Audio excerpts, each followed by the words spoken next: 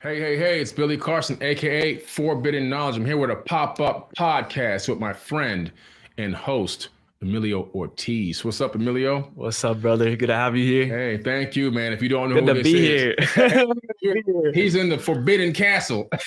Sir. And so, Emilio, what's on your mind, man? What do you got? Man, well, first of all, today I finished watching Black Knight Satellite. Oh, wow. So one of the last things in that documentary was that you mentioned, this is a direct quote, "We are the gods that we've been waiting for." Yes.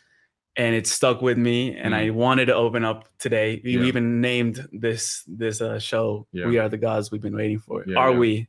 Right. Are we? So just to start off there, I guess we have all this ancient wisdom that you've uncovered from the tablets and all these other things, and the real story behind the human creation. Right. So what is the DNA right now that humanity is uncovering that is allowing us to recognize that we're the gods that we've been waiting for? You know, it's this gradual process of growth and self-awareness, which all is about the RNA and the DNA, to be honest, because the DNA is awakening us. The RNA is awakening us to who we truly are. As we begin to see people start to look inward instead of outward and start to question the reality, question the norm, question the mainstream, it then takes them down a rabbit hole, which forces them to research and look for answers. And when they begin to find specific answers, another spark goes off in their body. And that's the DNA releasing answers. In other words, they're not really looking for answers. They're looking for confirmation. The body is already telling you, your DNA is already telling you, this is the path. The mainstream is telling you, no, this is the path. But you're getting better confirmation over here because it doesn't insult your soul. And right now, where we are in the universe, our solar system, it actually undulates up and down around the giant Milky Way.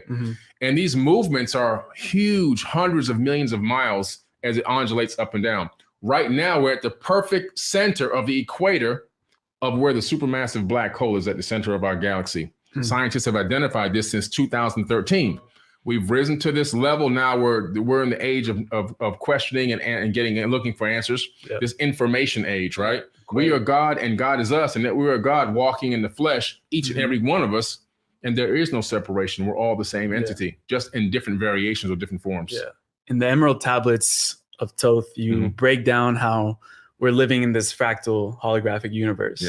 So I'm wondering if, as you know, the frequency of the planet is changing, how would that affect it on a dimensional level as a planet? Well, you know, so there are 11 dimensions. At least we believe that in theoretical physics, right? And we believe that now through real science that the brain is connecting to 11 dimensions. I just did a huge lecture on that the other day, where scientists and laboratories have now understood now that the brain, the synapses between the connections in the brain, the neurons, are phasing in and out of the third dimension and connecting potentially in the theory to higher dimensions. And so that means that the earth itself, which is conscious, the earth itself is actually conscious. It's also connecting to these higher dimensions. It has a capability of phase shifting consciously to higher levels of thought and awareness of its own self. And so I believe that as the human beings on the surface become more conscious and we get this mass awakening, it's also going to allow the earth to transform into its true dimension or its true self, where it really wants to be, this higher level of self that the earth has it as well. And that we can phase shift together into this, you know, higher dimension of consciousness. And this physical third dimension will always be here, but our thought level will be so high, we'll be able to perceive the past, present, and future at the same time. We'll be able to see the end before the beginning. We'll begin to tap into our true innate abilities that we already have. And we'll recognize that we're all truly spiritual beings and that there is no separation. And I think a lot of people can start even relating to the fact that these personal experiences are happening to them. I was just having a conversation with a friend last night who was able to basically relive a whole past lifetime and understand how her close relative right now is the same character that was in that past lifetime. They're working out some karma. And how do you perceive karma right now? Karma is a real thing. I really do believe that karma is a real thing. It works along the law of attraction. And so a lot of people think that the law of attraction only works in positivity and abundance, but that's not true. The law of attraction works in also negativity and dark energy.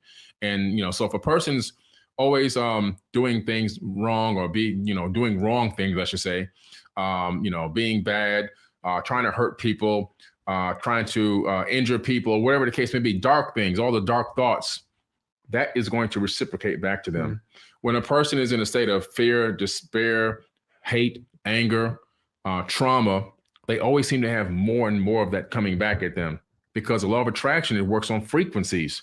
If it's a low frequency, the universe says, oh, give them more of this low frequency. High frequency, give them more of the high frequency. So it works in both ways.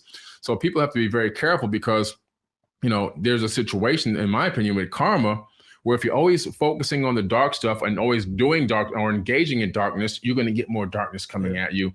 And that darkness, in my opinion, could supersede your lifetime in this avatar body. It could follow your spiritual energy, which is eternal. So people say, well, the person died, it's all over for them. Well, maybe not. The energy never dies. It only transforms. Is the karma tracking that spiritual energy into the next life? It's possible. I wanted to dive deep into this aspect of the past life. The afterlife. Afterlife, yeah. Because the Egyptians have their own interpretation of it. You looked at the tablets, what their own story is about it. And many religions around the world have their own interpretation of it.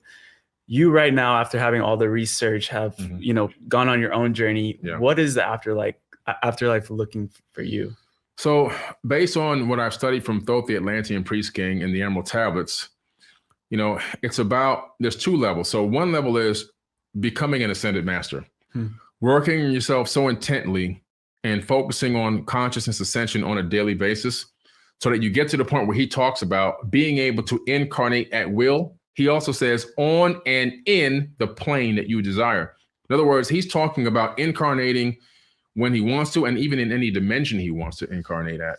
That's when you become the master, right? But there's also this level where people come back over and over again, because it seems as if they're not learning the lessons that they were put here to learn.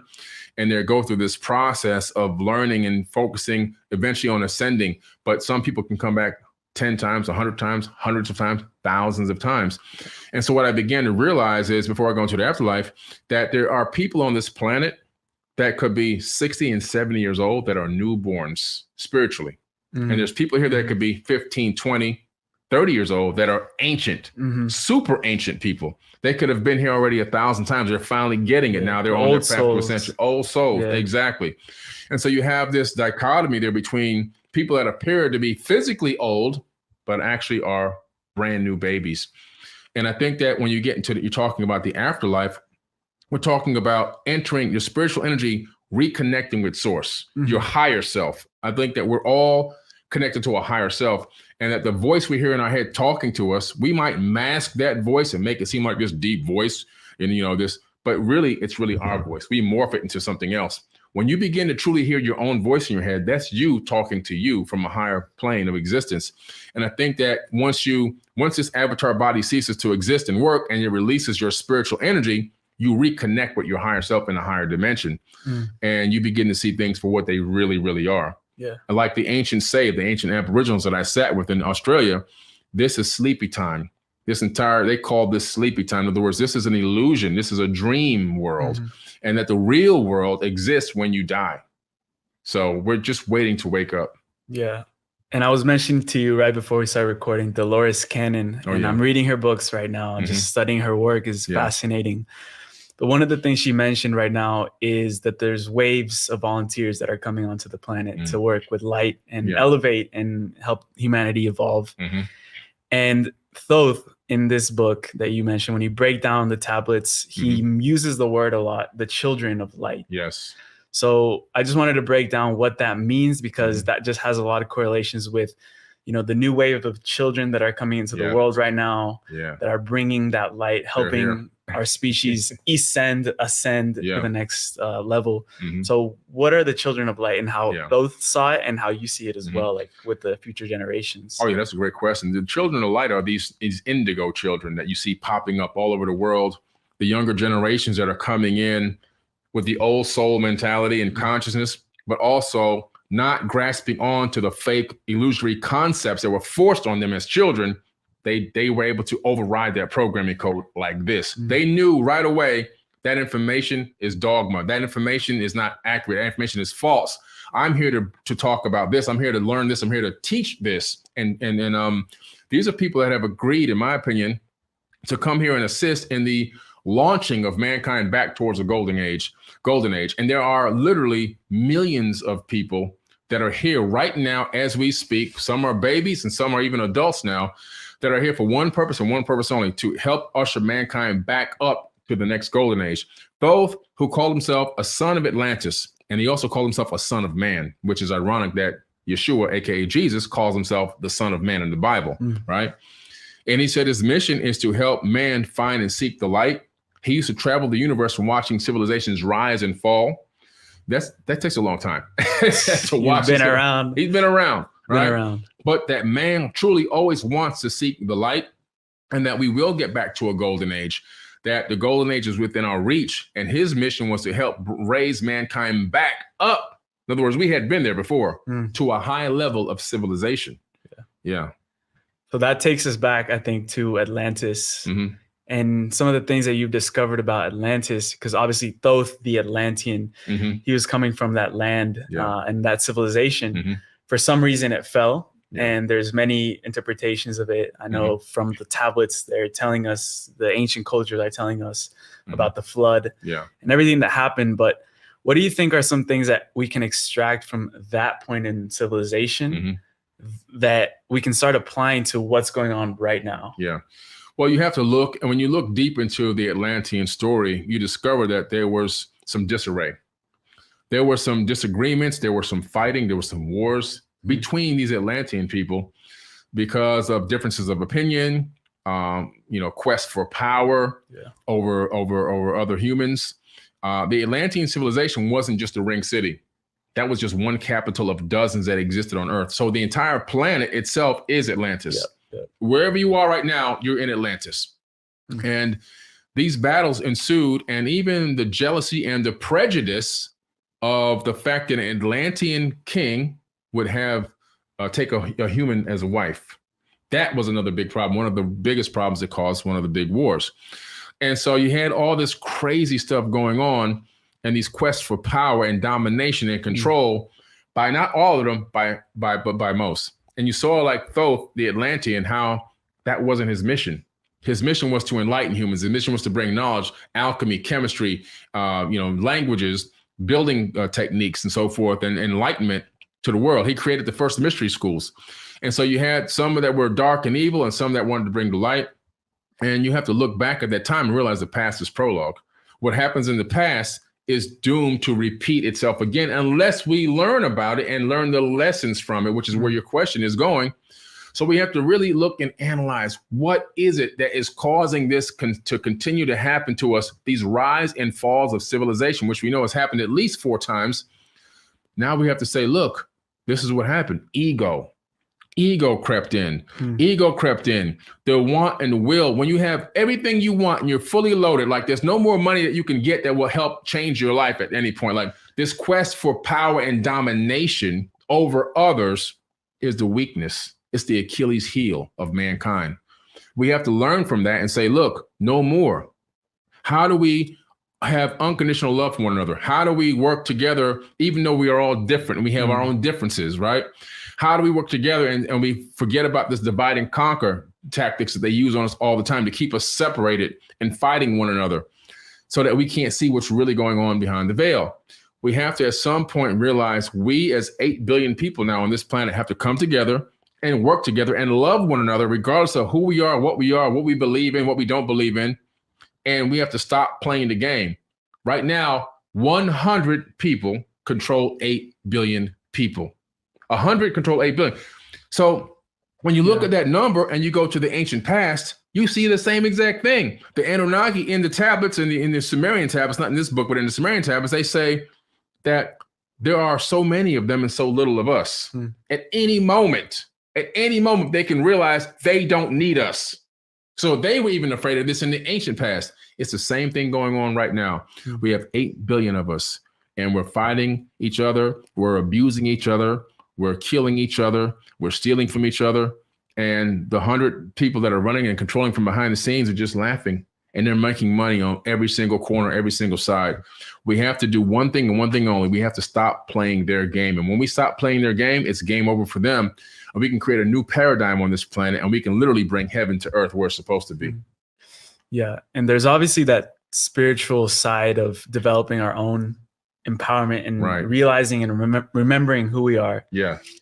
And there's also the technology that right now is going hand in hand with this sort of evolution that humanity is going through. Yeah. And I found it interesting that there has been a lot of UFO, UAP sightings that rose up recently in just the last couple of months, which kind of correlated or causated with the release of more AI into the public, to the hands of the public. Do you see any sort of pattern? There's a huge pattern. You see, the government, they're masters at neuroscience. They understand how to apply neuroscience and manipulate people's minds, right? Now, when I took the class at MIT and applied neuroscience, this is one of the things that they taught. How do you shift mass consciousness? That's what the class really was about. And when you take this class, you begin to realize these techniques can be used for good or evil, right? Yeah. You can see it, like they can be used for good or evil. They have chosen to use it for evil. So they understand how to time things. Oh, we can say this while we do this.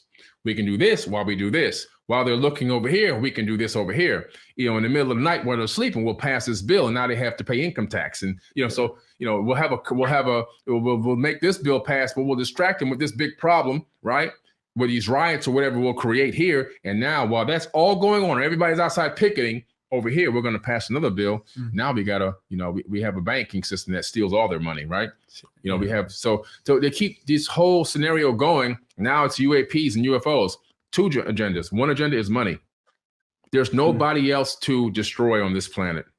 We've literally gone to every country and every continent, and we've destroyed everyone. We've installed our puppet dictators, and we've created our resource plan where we can steal resources from those lands, give those people peanuts, and we can make trillions of dollars. Now, and we got of course, you have the banking systems that we've installed all over the world. Okay. And now, there's no more war machine to use. There's no more money to gain from the people to say, we need this $7 trillion to go do this. So now it's got to be space. So now by saying, hey, there's stuff up there that can kill us. It's a threat to our national and global security.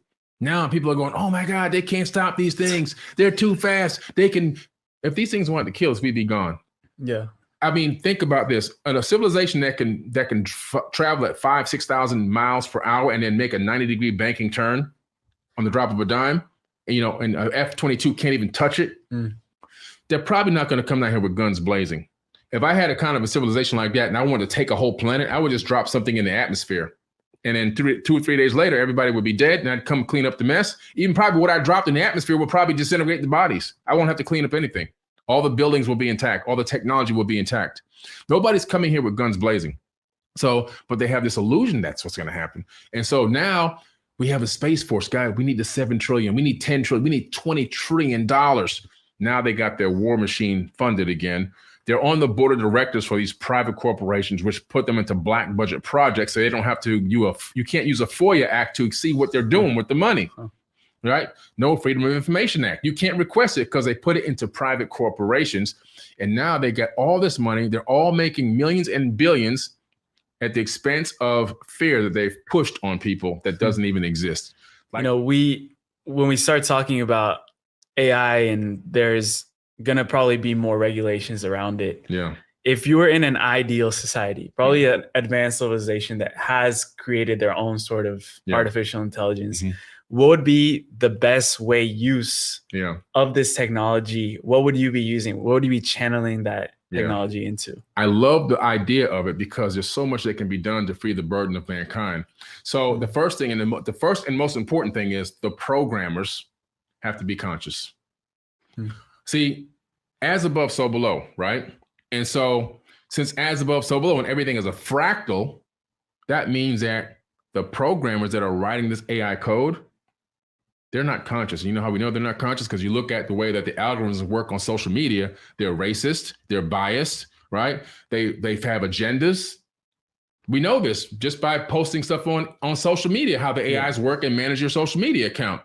And so we have to have conscious programmers, people who are spiritually conscious and focusing on becoming an ascended wisdom keeper.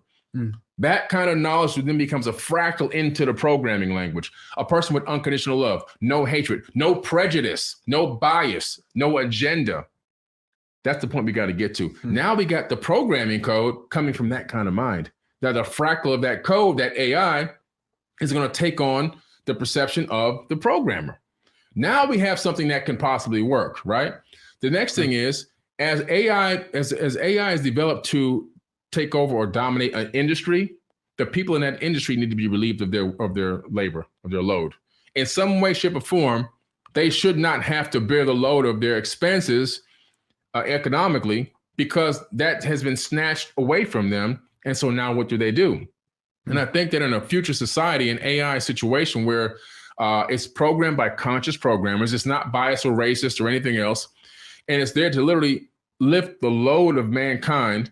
Even reading into Dolores Cannon, I also saw that in one of her sessions, they were explaining how in Atlantis, they wouldn't need this world government as we have it. These different governments around the world that are creating more division. And they would train the children from a very young age to become or activate their psychic abilities. They'd communicate telepathically. They would do a lot of different things with their mind because they were developing these traits.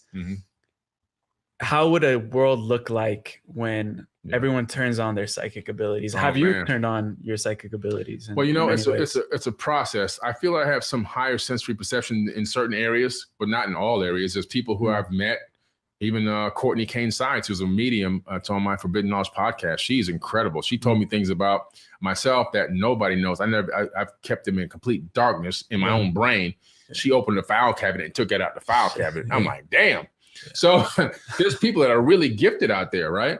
And so it's like, wow. But, you know, I've been able to, I get things. I can discern information that comes to me. And I know that the Akashic records are real, not because of woo-woo, but because of quantum physics. Every thought that you think creates a light wave that leaves your skull and goes. Now, we can't see the light because we only see 1% of the light spectrum. Every thought coming out of your brain right now, if I could see those light waves right now, that'd be crazy. All over the place. Right? All over. There's light coming out. There's lightning coming out of my head right now. You can't even see it because we only got less than 1% of the light spectrum. We can't see gamma rays, X-rays, infrared, ultraviolet, and so forth and so on. But these light waves, they go out. But what's on the light? It's encoded with information. Just like your cell phone. Cell phone right now is connected by light. Microwaves are light waves, waves of light. My cell phone is sitting here right now connected to a tower via a light beam that you can't see. And what's on the beam of light? Data. Same thing with your brain. This is a fractal of our human consciousness. It's sending out information. Every thought you've ever thought since you had a first thought is going out into space-time. It exists on the grid. So sometimes you're walking around and you get an idea. Something comes to you. It's not that you originated the idea. A lot of times it's that you've downloaded the information. Scientists discovered that our brains can our thoughts, our synapses can quantum entangle with other thoughts that exist in space-time. Now it's real science. And you can get that information if you can discern it and understand what that just was. And then the next step is, can you act on it? So my ability or my superpower has been the ability to be able to get those epiphanies and recognize that I just got an information from a source, from the source out here, from the Akashic records, or whatever you want to call it. Now, what do I do with it? Is it something that I can utilize in what I'm trying to accomplish as my mission here on Earth? And I go and I dig into it, I research it, I study it, and then I present it and bring it to the people. A lot of the times, information that I get like that, it gives me something new to talk about because it wasn't even on my mind until it came to me. And then I looked it up and it's real. And I go, oh my God, this is real. And now I'm putting it out. So that's, something that I've been able to, I guess you want to say maximize that ability that I've had to get information. I was walking down the beach one day doing a beach walking meditation and parabolic down conversion came to me. I'm like, what the hell is that? What? Parabolic down conversion, right? What is that? I go and I look it up. It's how you take two particles and you phase shift them on the same frequency through a laser, and then you quantum entangle them. That's how I learned about quantum entanglement. I was walking on the beach, another beach meditation again. I love walking on the beach. I get quantum walking, and I go, quantum walking. I go look it up. It's real. These things come to me, and so that's how it is. That everybody has these special gifts. We just don't open our packages. Sometimes you have to be really quiet and just still and see what's coming to you. What abilities do you have? Sit there and try to think about moving something. Sit there and think about, communicating with somebody and see if you can get a response. Even if they're long distance, send a message to them. See what happens. See if they can call you. Call an elevator down. If I'm in a crowded building, before I get to the elevator, I'll start focusing. I want the elevator down here already. I'll go into a mall. I'll start thinking, I want this parking spot, And so when I get there's a spot ready for me. So all these things are our natural abilities, but we don't exercise them. We don't try to use them because we think, oh man, this is stupid. No, try it and believe it and just see what happens. Yeah. Let's talk about the pyramids for a moment, because I know that they were used to house a lot of data, information, a lot of wisdom. And you hear accounts here and there where people go into the pyramids and all of a sudden they activate a psychic ability and it's activated and they turn it on. Why is that happening? What do the pyramids have as just something unique about them that is allowing people to do this? The Great Pyramid itself is a multifunctional stone computer and some type of spiritual machine combined together. I took 70 people in October into the Great Pyramid at Giza, and we went and sat down inside the King's Chamber, and we chanted for about an hour. Om chant, which is the primordial sound of the universe. Om, right? That's the sound of creation. And it was so powerful and so moving. We all came out of it completely different. There's something about the resonant frequency and the ratio, the 2-to-1 ratio of the resonant inside that King's Chamber. It does something to your consciousness. It changes something in you. It takes you to a higher realm of understanding and belief. It's just an incredible thing. And just being around it, number one, there's over 2 million blocks, right, of the Great Pyramid. Just standing right next to the Great Pyramid, time slows down. You're in a time warp. You're in a time bubble when you stand next to the Great Pyramid. It's time dilation. So anybody standing 100 yards, a mile away, they're experiencing time microns of a second different than you are. Time is beginning to slow down for you just that one effect in itself. And then add to the fact that you have, thousands of tons of crystallized, magnetized granite on the base and inside the King's Chamber. All that's affecting, those magnetic fields are affecting your body and your DNA as well. Well, you mentioned that we have these magnetite crystals in our brain. Yeah. Is that related to the crystals that are inside the pyramid? Well, magnetic fields, they connect and talk with each other all the time. You just don't believe me. Just take two magnets and put them on opposite poles. They'll repel or you can switch it around. They'll attract. Yeah. So we know that these things trigger different responses and different hormones releasing from the brain. And you have magnetite crystals in your brain, billions of magnetite crystals. And your pineal gland is made of what? Crystal. Matter of fact, when you put pressure on those crystals, they give it a spark. So if you have a lighter that you use to light your gas grill or whatever, or a cigarette, hopefully you don't smoke. But when you spark it, it's actually not a piece of flint in there. There's a crystal inside your lighter. When you do this, you're putting pressure on a crystal that creates a spark, because when you put pressure on crystals, they spark. And then the gas from the inside lights that spark, and that's how you get a flame, right? And so the same thing is happening inside of here. And inside the pyramid, they call the center of the pyramid the Paya in ancient times. That's where the fire is located. It's just nothing but a fractal, right? And so it's igniting this flame on the inside, this eternal spiritual flame of energy, and then you walk right into it. It's combining with your energy. And it's just an amazing, amazing experience if you're open to allowing yourself to receive that. I wanted to ask you why right now NASA is trying to own the rights inside the King's Chamber. Is there an agenda behind that? There's a huge agenda, and they're sucking up all the incredible sites and getting these ownership rights to these sacred places.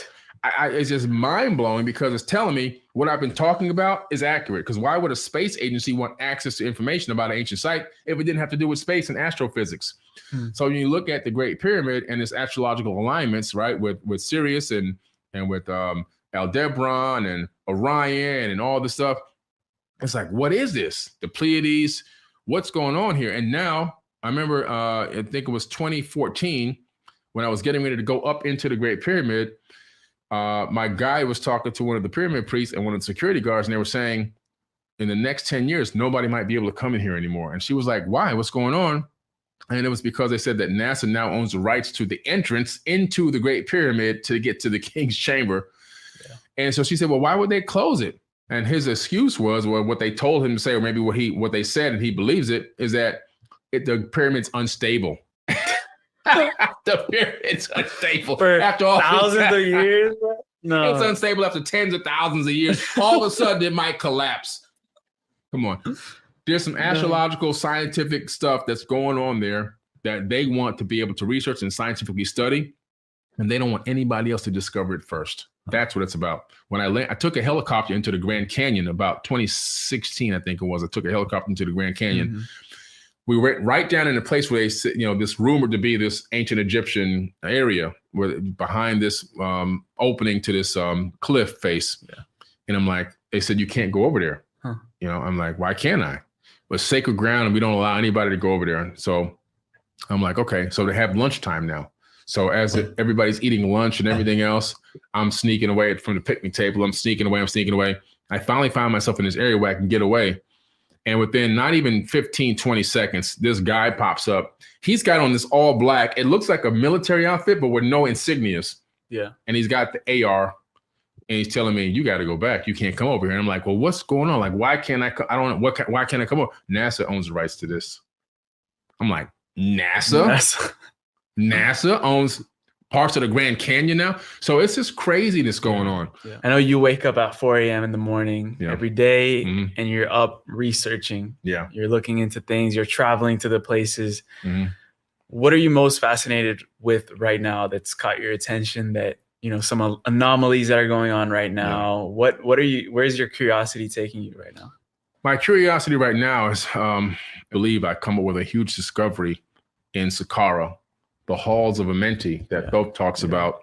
I truly believe that I've now, after further research and going there again, right, it is the halls of Amenti of Enki, Ea Enki's halls of Amenti, where they would rejuvenate their bodies in these chambers. And in these alcoves under there, which are carved out of solid rock using a form of vitrification. In other words, there's no excavation. The way that this serapeum was created, there's no excavation. They use a boring machine. Now, we have a machine just like this in real life. We own it. Not me personally, but the government has one that creates these underground tunnels for high-speed trains and so forth. It's called a nuclear boring vitrification machine. And it creates tunnels, and it vitrifies or burns the rock and creates the tunnel. As it goes, no need for excavation. So you can make tunnels thousands of miles with no excavation team. This thing is made the same exact way. And the alcoves are so tight with these 10,000 pound, or I'm sorry, 10 ton sarcophaguses inside of them. There's no way to angle them into the alcove. So they were materialized there. Yeah. They weren't built there because you have to have, I think, 8 to 10 times the amount of granite to make it. They can't fit there then. So since they couldn't do that, they had to materialize them in these alcoves underground, right? 50 feet underground. And when you look at these, you see that they're technological, and I've gotten inside of them. Yeah. They're supreme, they're clean, they're pristine on the inside. And I really do believe that that's Ea Enki's halls of Amenti that Thoth talks about, that he goes into and says the master is sleeping, but yet lives. And that is one of the many of halls of Amenti that exist. And I think that I'm going back again this October, because I'm going to do more research on it, and I'm going to take more measurements. I'm taking different tools to measure different aspects of the orientation of the atoms in the granite and so forth. When we talk about how humanity, as they progressed, some of these Anunnaki are still watching over us. Yeah. We are their creation. So in many ways, I think they're observing, kind of not intervening too much because of the free will that we've had. Yeah. So when we're looking at from an outer perspective, these Anunnaki people, I've heard a lot of talk about the Galactic Federation. So have you found something that relates to the Galactic Federation in these tablets or in your own research that indicates that there is this confederation that is getting together different species from different universes to what would be the purpose of this Galactic Federation? I haven't seen anything in the text that lays it out in that way. Yeah, I do know that in the Sumerian tablets, the Anunnaki call this being or entity the creator of all. And they say that this creator of all has rules and guidelines that they've broken. I don't know if the terminology creator of all refers to a federation or if it refers to one entity, but it's something beyond what they themselves are. And they said that they will have to answer to the creator of all for what they've done on this planet. Yeah. So there was a certain level of fear in that statement. And so it's not clear is it a federation? Is it one entity? Is it God, the real true creator of the universe? It's not really truly clear. The Aboriginal people told me their handed down verbal history for thousands of years is that they were seated on this planet by the Pleiadians. Some beings in the Pleiadians brought them and put them on this planet. And it's the same story as the indigenous American people, right? The indigenous natives. Again, they are talking about the Star Brothers that seated them on this planet and had interacted and engaged with them in some way, shape, or form and gave them these rules. And all these ancient cultures and civilizations are always somebody from some higher up is coming down and giving these guidelines and these rules. And it almost seems that the way the Anunnaki were talking is if they violated some type of a prime directive. Like they weren't supposed to engage us the way that they did, and they broke a law. Who made that law? I don't think that's a God law. I think that's some type of a law that was issued by an organization of some type. And they even said they were going to pay for bringing weapons to this planet. They brought weapons here. And so there's something out there that has established this guideline protocols that they had violated, and they stated they violated those protocols. That's the closest I can get to understanding there may be some kind of rule or system. A universal law. A universal law, or a federation that is in place that they've somehow broken those laws, and they thought that they would have to pay for that. And we barely explored the ocean. Oh man. We just opened Pandora's box right there, because Atlantic Ocean is where this huge continent of Atlantis was. And even in this book, Convoluted Universe, it says that parts of Atlantis are emerging from the water right now. We're going to start probably uncovering new things that we haven't explored before. I know you've talked about these underwater beings or civilizations that I'd love to explore a little bit. You know, the oceans are so vast and so incredible. I remember I was on a flight to the Maldives a few years ago. I think it was 2 years ago now. The first time I went to the Maldives, and you know, the flight computer, you have a screen, and now you can see the radar images and everything right from your screen of the ocean or the land beneath you. And I'm just staring at this as we're flying over the ocean, right? Now we're over the Indian Ocean, and I start seeing what looks like anomalies. I'm like, wait a minute. Anomalies. I start going, wait a minute. What is this stuff? What is down there? Like you said, we haven't even explored this. There's so much down there underneath the water, structures, ancient temples, remnants of ancient civilization. And maybe, just maybe, the beings that we see are coming up from here. Maybe they're coming from the ocean. You know, we think they're flying around and going back into space. Maybe they're just going right back into the ocean. A little sip of oxygen. Listen, you never know. They come up here to grab some atmospheric gases they use for their power generator or whatever. Yeah, we don't even know. There's so many possibilities, right?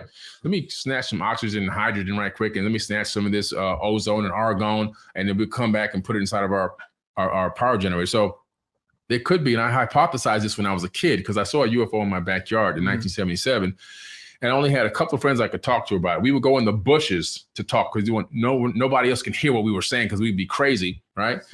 And we hypothesized. We said, what if they came from the ocean? Maybe they didn't come from space. Maybe they came from the ocean. So it's possible that there are beings under there. We know Christopher Columbus, in his captain's log, talked about a UFO coming up out of the ocean and lighting up the sky. Now, in the 1400s, there was no electricity. The best you had was an oil lamp, right? Yeah. And when it's dark in the night, it's pitch black. There's no light pollution back then. And so what in the world did he see that came out of the ocean and lit the entire sky up like the sun? That's in his logs. So it means that there is something that's going on, something that has happened, and that's not the first anomaly being recorded by an official source of something coming out of the ocean. And for that reason that we don't know about it, do you think it's because they do not want to interact with the surface civilization, or would there be any other reason that you could hypothesize of why? We could be ants. We can be, we could be like ants to them. We're very aggressive and angry people.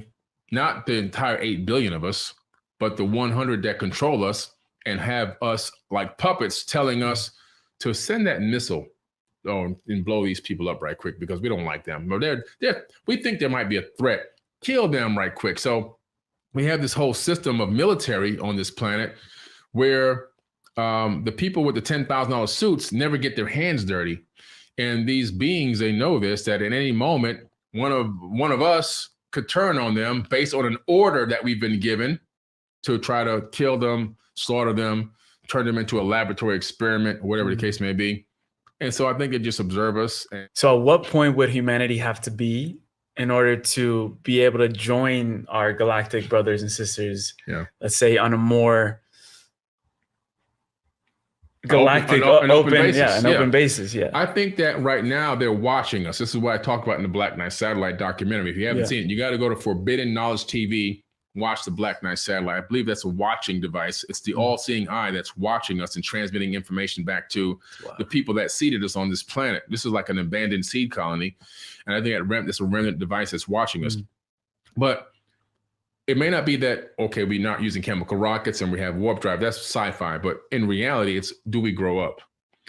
They're watching to see, when do 8 billion people, right, overthrow the 100 people that's controlling them? Stop allowing that level of control, power, domination to continue to turn us against each other and kill each other and destroy each other and enslave one another based on conscious thoughts coming out of this small group of people's heads. So it's a growing up process. When humanity begins to grow up and when we mature to the point where we realize who we really are and what we're capable of doing, and that we're now not a threat to ourselves, which means we're not a threat to the people in the universe. That's when the doors open up and say, okay, you guys can have a seat at the table now, because you're not here to destroy, kill, and try to put your boot on the neck of some other ancient civilization that may be out there in space somewhere if you come across them. You're here to love, learn, explore, and grow that, that natural thing that we have of inquisitiveness and everything else, but not to hurt and try to overpower someone, but to just learn and love and spread love and help and assistance throughout the universe. I think right now we're in a point where if we were given that access right now today, the powers that be who control us like puppets would have us out there trying to dominate, would have us out there trying to take over and snatch land away from people already on the planet. Oh, there's only 1,000 of them. We could take this planet. I can see them saying, oh, 1,000? Oh, we'll just take that planet. We'll make this into new real estate. We'll have vacations to this planet soon. Kind of like Avatar. Like Avatar. Yeah. They can come. Oh, they can work. We'll give them jobs now. They can work. And if you don't work for us, then you go to jail. See, that's what they did to the Aboriginal people. So it's like, we're not ready for that right now. We would then immediately take the capitalistic mindset, the control, the domination, and we would even bring weapons into space and try to destroy other races. So, but not because we truthfully want to, because the powers that be who control us like puppets tell us to, and we say, oh, we got to fall in line and listen. When we stop listening to those people and start listening to our own consciousness, that's when we're going to begin the growing up process. And then, eventually at some point in the future, we can make a seat at that table by being all knowing, all loving, kind individuals and looking to help and assist, not to destroy and dominate. What have you learned, Billy, from the indigenous tribes that are still around right now that have received not too much contact from modern human civilization? I know you've been to these sites, you've talked to the Aboriginals. What have you learned from them when they're giving you sort of their perspective on life? What I learned was that we can adapt, that we can learn from. It's one of the biggest things I've seen is, no military, no police. There's no police force. There's no violence. There's no laws being broken. There's no murder. There's no theft, right? The Dogon tribe for thousands of years never had, and still don't have, a police force, military, no robbery, and no crime, no jails, no prisons. And the secret behind them being able to do that is only this: kindness, love, and communication. Mm. Open communication, talking problems out, figuring things out. And the fact that they were already free until we came and stole the land and now said, now, because we're here and we stole it from you, now you have to pay us to be on top of it.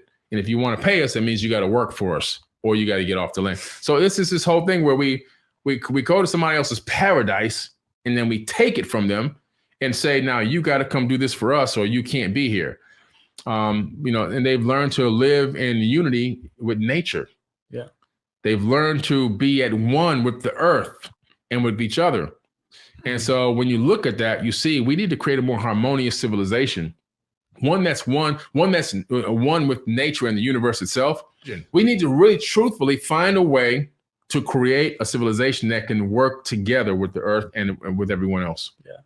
Do you think a lot of that comes from their relationship with the plants and the way that, for example, the shamans, they get the vision entering the spirit world through psychoactive medicines? Yeah. Is that a main reason in these cultures that they're able to have that understanding of nature, is with their relationship with the plants? What's amazing with these cultures is their real knowledge of botany. Like, it's so like mind blowing. Who figures this stuff? Like, without a chemistry set, without an electron microscope, you know what I'm saying? Without lab rats. And how do they figure this stuff out? How do they know if I do this, this, and this, I'm going to have this experience, or I'm going to heal this or cure this? It's amazing. Yeah. That's when you really, truly are one with nature. Nature tells you. The information is coming from nature to you, and it's talking to you, and you're able to discern it. And these sages and these wise men and these elders, they have learned these techniques and they figured out how to connect with nature. And when they do this and they have these experiences, they gain the real wisdom and the knowledge, which they bring back to the people. Wow, we've covered a lot. I know. We've covered a lot. I think that one of the sort of final topics that I'd like to talk about is this worship gene that you've mentioned many times, that, we've scattered it throughout the conversation, but really making people aware that what is this worship gene and how can we overcome it? Scientists discovered that in the human genome, there is a gene that can be turned on. And the problem is we're born with it on, on purpose. Huh. And so this gene gives a person the need or feeling that they need to want to worship something on the outside, not on the inside, not to go internal, but to look, everything is external. And so they started experimenting with this gene. They found it by accident. But when they turn this gene off, the person doesn't have the want or the need to explore exterior worship of anything. The person begins to self-reflect on their own self. And so this gene is what they call an artificial mutation. Now, artificial mutation, that tells you what it is right there. It was done, estimated somewhere around 200,000 years ago. What's interesting is, according to Sumerian tablets, when was Homo sapiens sapien first perfected? About 200,000 years ago, the Adamu, first man. So we're looking at a mutation that happened thousands of years ago, hundreds of thousands of years ago, that was done artificially, not through regular evolutionary processes. So they know that through regular evolution, this can happen according to them, but it would take millions of years, something that we don't have. We haven't been here that long. So it didn't happen that way. That's why they say artificial. Yeah. Someone, something, somebody did this to us. And what did the Anunnaki require of us? The majority of them required us to worship them, pray to them, thank them, bring them offerings. What was this whole offering thing about? The whole offering thing, if you've been to these temples, they have the storehouses for all the offerings. That's the food. These people ain't going to go hunting. They're not hunting for food. They're not going to go out there with a bow and arrow and a javelin and kill these rabbits and these cattle. Man, you got to kill them yourself and bring them the food. And they say, oh, you're blessed, man, you're blessed. Okay, go get out of here. Huh. And then they put the food in the storehouse. Then you bring them all the vegetables and all the fruits and everything from your first harvest. They're eating that stuff, man. It was a pimp game, the ultimate pimp game. And so they got people, people today are still doing these sacrifices and all this stuff. That was for food, man. They weren't going to go hunting nowhere. We're going to get them to bring the food. So you're worshiping these people so much that you're going to do anything you can for them. You're going to kill for them. You're going to kill your animals, slaughter your animals. You're going to bring your first harvest, the best of the best. You eat the second or the third worst. Give them the best. And that's how they did it, through the worship gene. the ultimate pimp game. Yeah. And worshiping, I think it also plays out in our interpersonal relationships where we give our power outside to someone. Yeah. And then that all starts a whole dynamic in our relationships as well. It does. And I just wanted to mention that because a huge part of this movement is going to require us to take that power and bring it within ourselves. We have to deactivate it. To deactivate it is difficult because this need or this feeling to want to do that is so strong inside of us, because it is a code and it's a programming code activated in the avatar body. Yeah. You have to begin to realize what's going on with your thoughts. So you have to become the observer of your thoughts and realize that you're not your thoughts. You are the observer of your thoughts. And then and only then can you break free of the spell of this gene that has you feeling like you want to worship something on the outside.